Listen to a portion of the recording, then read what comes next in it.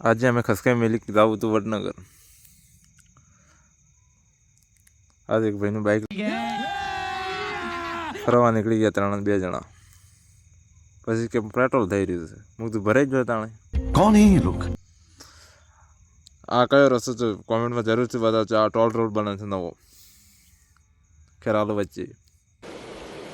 ठीक है. હા મૂકું તો આ જો આગળ તો બંદૂક પથ્થર ઉપાડવાનું મશીન છે.